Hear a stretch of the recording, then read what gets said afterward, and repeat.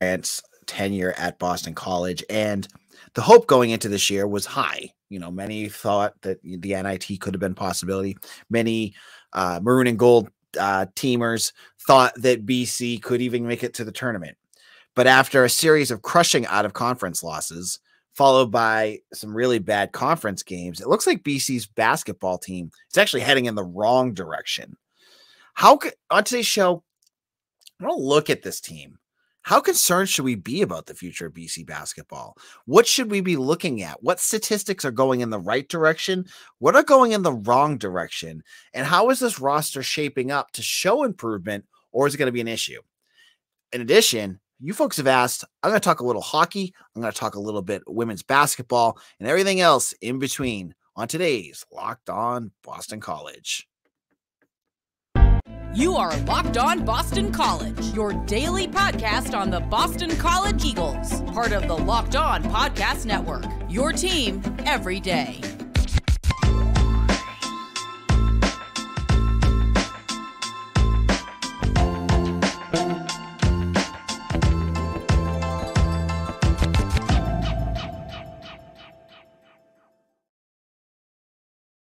This is Locked On Boston College. I'm AJ Black. I'm the editor and publisher of Eagle Insider, part of the 247 network. Today's episode is brought to you by BetOnline.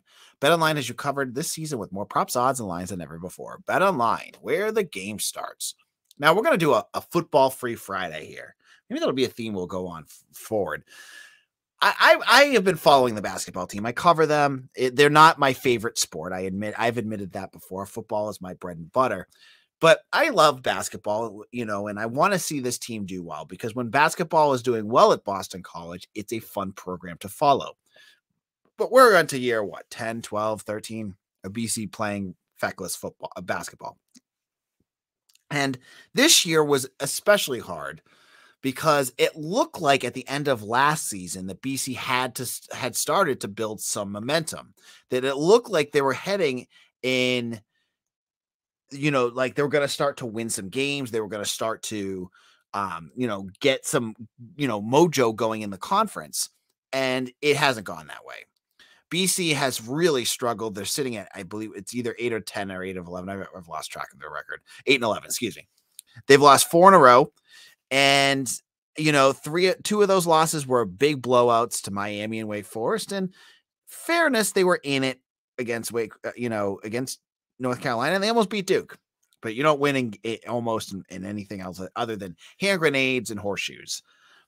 So the point of this episode is, we've gone through 50 games of Earl Grant. How concerned are we about the future of this program? Or is this just growing pains on the way to something positive? Is this like something that we should be looking at and saying, okay, Al Skinner, in year 3, he struggled. Other coaches, they have struggled on their way to success. Just give him another year. Well, let's look at the statistics. I need to look at numbers because you want to see progress. And when, in terms of perspective, yes, Quentin Post was out for a majority of this year. But when you're a team that has bragged about being deep going into the season, you'd expect that there'd still be enough. You'd have enough people to get through that. So I went on to Ken Palm. And if you know who Ken Palm is, he's one of the best college basketball statistical analysis out there. And I went in there blind, and I was just like, okay, where has BC gotten better and where have they still not progressed? And the numbers kind of shocked me because it's exactly what you think it is. The offense, which has never found its footing under Earl Grant, has gone backwards. So in terms of adjusted efficiency, that's looking at how efficient the offense is. They are 200th and 274th in the country. And that is down from last year where they were 146th. This offense has regressed tremendously this year. Why is that? Is it just Quentin Post? Is it just because they had Prince Aligbe out for a bit? Is it because they lost Donald Hand? I mean, you brought Mason Madsen in. He was supposed to be an offensive, shooter. He hasn't done much of anything. And to fall back that much, That's concerning. That is very concerning. And if you look at, some of the other offensive numbers, they're stagnant. 3-point shooting is atrocious. It's been atrocious for the last 2 years, but it's actually gone backwards. But last year it was bad. This year, really bad. This year is like worse in the country bad. They're 357th in the country in 3-point shooting percentage, 240th in 2-point shooting percentage. So I'm not going to dive into every statistical analysis there. They cannot shoot the ball. And Earl Grant had a year to fix that. And maybe Donald Hand would have been the answer. Maybe he would have been the guy to shoot it, but he would have been a freshman. And how many freshmen come in and, even if they're a 4-star recruit, turn his program around? It doesn't happen that often. It takes time. Prince Aligby had a good first few games, but he's not a game changer yet. He could be. They both could be turned into it. But this offense is absolutely not heading in the right direction. And you're watching the games, and even if you're not a X's and O's basketball guy, and I'm not going to get into, the high-low pick and roll, and they're not doing this and that. You watch the offense, and anyone with a pair of eyes can see it. If you're just a fan that are watching this team, you can see where the issues lie with that offense. It's just passing around the perimeter. They're hesitant to be aggressive. They are aggressive at times, but they can't really be aggressive because defenses can clamp down on them down low and inside the circle, because they know that no one on this team can shoot the 3-point shot. So I look at this and I say the offense is not heading in the right direction. Now, the defense is as concerning to me as the offense is, because that is what Earl Grant is recruiting for. That is how he's made his culture of this team, is that gritty, not pretty, right? And gritty, not pretty means you hammer away to make wins. BC's defense is not bad this year, but it's certainly not it's not enough to cover for the offense. And it's actually around what it was last year. They're 106th in adjusted efficiency. They're doing pretty well there. They're allowing their 2-point shots. They're 139th in the country. The big number though on the defense, this is the number that of all the defensive numbers that I was like, wow, is their 3-point defense. They are 332nd in the country in 3-point shooting defense. So on top of being the worst 3-point shooting team in the country, they're right there. They're 20 spots below, 332nd in 3-point defense. They're getting killed behind the line, both on offense and defense. That is a major problem, and I'm concerned about that. I'm concerned that that's going to be an issue. This is the same thing that happened last year. They were 300th in 3-point percentage on offense and 320th on defense last year. So no progress, possible regression there. The statistics are showing this program hasn't gone anywhere in 1 year. And in our second segment, I'm going to look at, is this enough to be concerned, or is this just growing pains for BC? We'll be back in just a moment. First of all, we're going to talk about our friends over at BetOnline. BetOnline.net is your #1 source for sports betting info, stats, news, and analysis. Get the latest odds and trends for every professional and amateur league out there. BetOnline is my favorite. If you need to go out there and you want to go out and make your bets, BetOnline's got you covered. They have the latest odds. They've got sports podcasts. I go there over the weekend. You can find the odds in all the different prop bets that you want for anything you could think of. Royal Rumble season's coming around. If you like wrestling, you can get that on BetOnline. They're the fastest and easiest way to get all your betting information. So head to the website today or use your mobile device to learn more. Head over to BetOnline, where the game starts. This is Locked On BC. I am your host, AJ Black. In our first segment, I broke down a few key statistics. I also forgot about free throw percentage, which BC is also atrocious in. They are, I just lost it. I had it right in front of me. They are 242nd in the country in free throw shooting. Their opponents are 88th. So it tells you where BC is kind of lacking there too. Now, moving ahead, is Earl Grant building a sustainable program here at Boston College that can get wins, that can eke out some big victories, given the way that he's building this roster?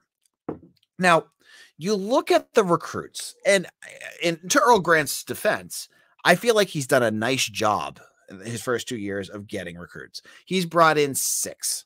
His first year, this year right now, he brought in 4. He's actually had 3 years. He brought in Jaden Zachary, he brought in Devin McLaughlin, and I'm blanking on another one from last year. I know he had others.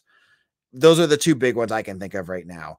But this year he brought in DJ Hand, Prince Oligby, Armani Mighty, and Chaz Kelly. 4 guys that got a lot of praise in recruiting circles. I do a lot of coverage on recruiting. A lot of folks had a lot of praise because you had 2 4-stars in there. You had a high foreign player in Armani Mighty who had a lot of upside to him. Then you go into next year, you have a borderline 4-star center in Jalen Hastings coming in. You also have a good combo guard in Fred Payne from Texas, who also had a lot of praise. But you got a good blend of things. But one thing that I haven't seen yet, and it could be just because DJ Hand's hurt, and that's fair enough. It's just not the rest of the roster's not built that way, is I don't see a shooter.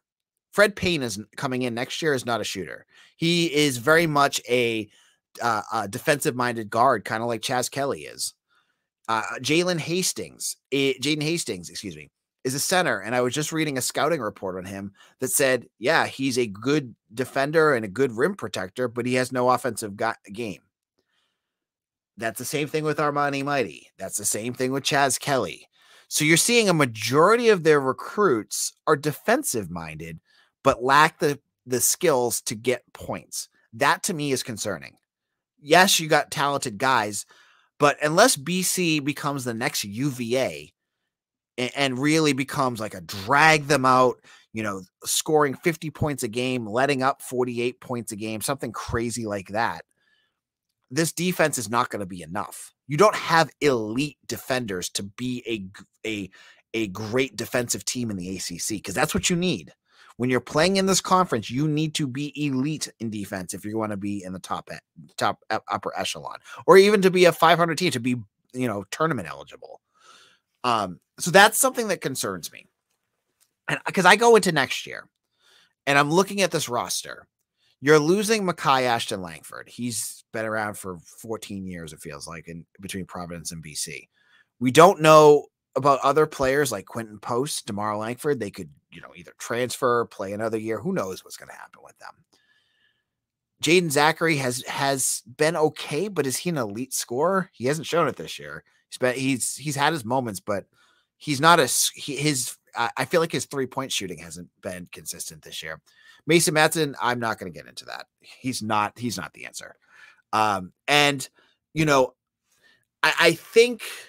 think it's still too early. I agree with what Mark Falzone said. Mark Falzone in a comment section, if you're listening, you should join too.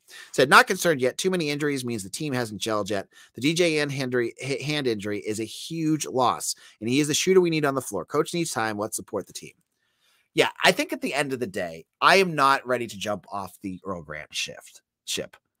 Unlike the Jim Christians and Steve Donahue's, I feel like he has a system. And I feel like he's recruiting. The kids believe in him. It's just he's playing with a bunch of guys right now that aren't his guys. I mean, I love the Langford brothers, but they're Jim Christian guys. Quentin Post is a transfer. You've got some younger guys that just need time. Prince Oligby and Armani Mighty and Chaz Kelly need time. And you're going to hit and miss on the transfer portal. That's just the nature of the beast. Yeah, and I think Mason Madson's been kind of a miss, but who knows? It could just be a system thing too, because Brevin Galloway's having a pretty good year with Clemson, and he had a tough year last year too. So I don't know, but I'm going to leave this off with Peter Caruso in our comment section. Again, if you haven't listened to us on YouTube, subscribe. And I made a challenge to listeners last night about joining our YouTube page, and I want to ask you again to do it because the closer we get to 1,000, the happier you're going to make me. To really thank you, because I asked to try to get to 700 subscribers yesterday. I got like 10 subscribers last night. We're at like 710. So thank you to each and every single one of you who did that. So Peter Caruso, you're out there, and I thank you for commenting. He said, whoever here hasn't attended a game this season, please attend a game to support them. We desperately need another win or two this year. Well, this weekend, BC gets Notre Dame. Notre Dame, who Mike Bray just announced that he's retiring at the end of this year. They're playing in South Bend. They're going to, after hearing this news, that team's going to be jazzed up. But this isn't one of those winnable games. There's not a ton of winnable games left on the schedule. You got Louisville. You got some other games that maybe you can win. After playing a tough game stretch like this, BC needs to go to Notre Dame and win, because Notre Dame is not very good. And BC beat them already this year. Get another win. And we'll have to wait and see. Now, in our last segment, our Football Free Friday continues as we look at ice hockey. I know a lot of you folks out there are big ice hockey fans, so we're going to talk a little bit about what Greg Brown has done for the Eagles. We're also going to look at women's basketball, who's been having a great season, a good season so far, even though they had a tough loss to UVA this week, and anything else that's going on with some programs that don't involve playing on the gridiron. We'll be back in just a moment. Now, if you know me, you know I love the Built Bar because it's a delicious treat. And I don't want fat and calories. So if you're like me, you got to try the Built Bar. We just got through the holidays, and I know my goal is to eat a little healthier this year. And if you're like me, you want to eat healthier and you won't want to compromise taste. And I'm telling you, you're not going to compromise taste, because the Built Bars are delicious and they're 100% covered in chocolate. They have delicious flavors like churro, peanut butter brownie, and coconut almond. They rock the macro game. If you count your macros, you're going to love what they have. 130 calories, 4 grams of sugar, and a whopping, get this, 17 grams of protein. You're not going to beat that. So make sure you head over to built.com and you're going to get 15% off if you use LOCK15. But also, they're available now at Sam's Club and Walmart. If you go over to the nearest Walmart and go over to the pharmacy section, you can grab yourself a box of Built Bars. How great is that? Save on the shipping and handling. Get it at your local store. Boom, you're set up. So go to built.com, use promo code LOCK15, or go to Sam's Club and Walmart. You will not regret it. Built.com. You'll love the Built Bar. This is Locked On BC, AJ Black, and we are kind of wrapping up here our conversation about everything that doesn't involve Jeff Hafley and the football team. So we had just talked about basketball for a couple of segments, but I also want to talk about some of the other teams that are on campus, women's basketball specifically. Now, I admit, I have not been a big follower of women's basketball this year. I get into it when they get in a good groove, because Joanna McNamee puts together a good program when they're playing well. And she's had some really good weeks. They beat Florida State and NC State just a week ago, and that was a big week. Dontavia Wagner was named ACC Player of the Week. There was, and I'm blanking on her name, I'm sure Mark's going to throw it in the comment section, that was Freshman of the Week. And right now, as I record this, it's 8:30 on Thursday. They're battling a very good Louisville team. They're only down by 3 points as I record this. So this is a team that looks very good. Like, they're heading in the right direction. And they had to replace their entire roster, basically, as most of the stars you were left with, a few players here and there, ended up in the transfer portal. And, she goes out, and Joanna McNamee goes out and gets a high recruit out of Canada that's doing really well. And they're playing strong basketball right now. Now, they had a tough loss this week. They lost to a bad Virginia team. And that was tough. But I think this program is still continuing to head in the right direction, and they've been really fun to watch. Now, they've got some freshmen. Here's the name I was looking for. I was looking for Tana Mayer, and I'm probably messing her name up. I apologize if I got it wrong. But Taylor Mayer, and then they've got Allie Carmen, who hasn't really played all that much. and Tiana Todd, who's the big one from she is from Canada. And I love getting to know some of these new names. She's a 6-foot guard from IMG Academy who has already a 20-point game against Holy Cross. You know, they've got some good players. So congratulations to the women's basketball team. Hopefully they pull this one off. Mark Falzone just says they're down 50 to 48 after 3 quarters. Okay. And so that's women's basketball. Now let's look at men's hockey, because this is a fun team. And obviously there's a big following of this program. They are 9-6 right now. They're a top 20 team. They've played better of late. They beat Sacred Heart. They beat UMass. Beating UMass is always fun. They beat them at Fenway. They've got a weekend where they could particularly take advantage of some nice wins with Vermont. They do a home and home against Vermont on Friday and Saturday night. Now you go in 11-6. You're feeling pretty good. They got Cuttagothier back, who is easily their best. In my opinion, one of their best player. He's a 1st-round draft pick by the Philadelphia Flyers. He missed some times for the World Juniors, and I think he's going to be a big asset and really, start to come on when they need it. He leads the team. He's played 15 games. He's played less than their next highest scorer by 3 games and has 19 points. He leads the team with 11 goals. He's good. He's very good. And I think he's going to really help this team down the stretch. So we're